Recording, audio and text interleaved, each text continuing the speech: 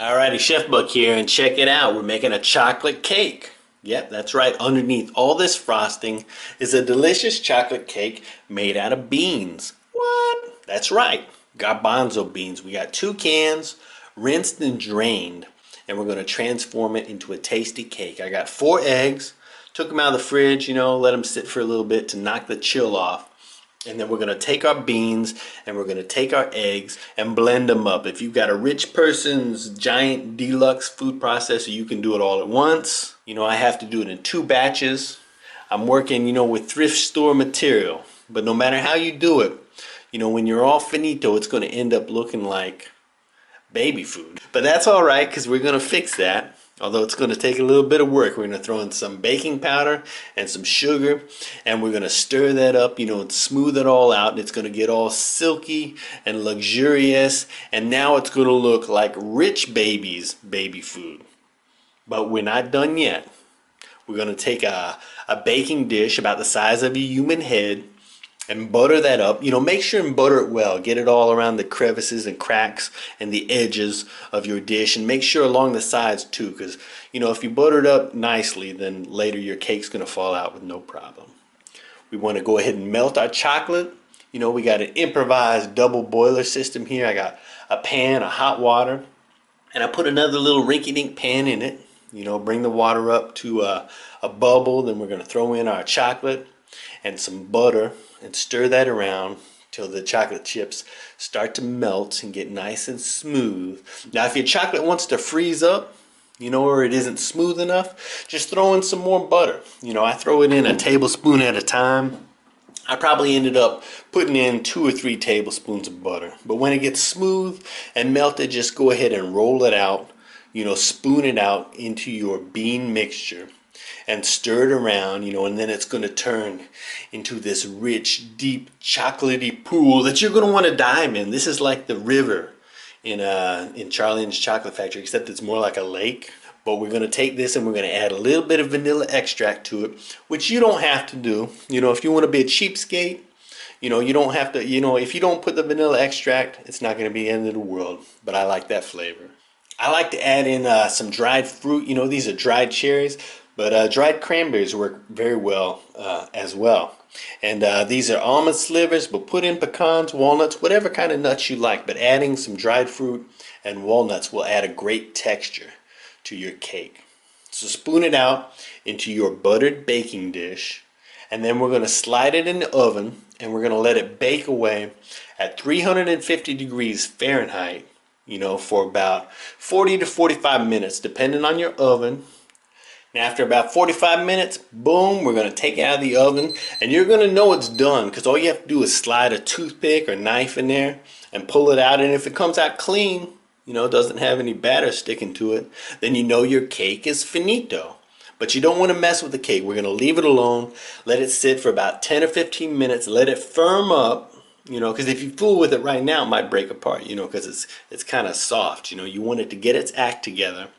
And then after about 15 minutes, run a knife along the edges of your a baking dish. And if you've buttered it up correctly, then you can just kind of flip it over onto a cooling rack. It'll come right out. Boom. And there you have it. We're going to leave it alone again for another 10 to 15 minutes and let it cool off some more. See, it's steaming. You want it to let it cool down before you fool with it. And then at this point, we can manhandle it. See how well it sticks together? Of course, it can still bust up. If you muck up, and break it, that's okay. It's still going to taste the same.